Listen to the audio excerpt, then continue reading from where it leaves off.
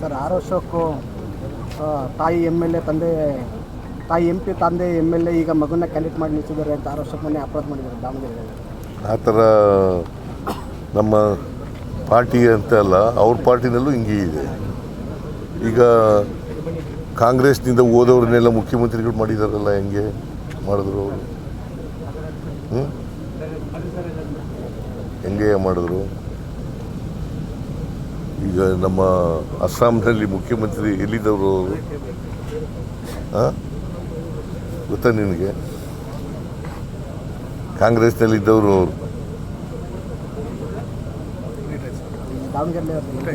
ದಾವಣಗೆರೆಯಲ್ಲಿ ಯಡಿಯೂರಪ್ಪನ ಮಕ್ಕಳು ಏನಾಗಿದ್ದಾರೆ ಈಗ?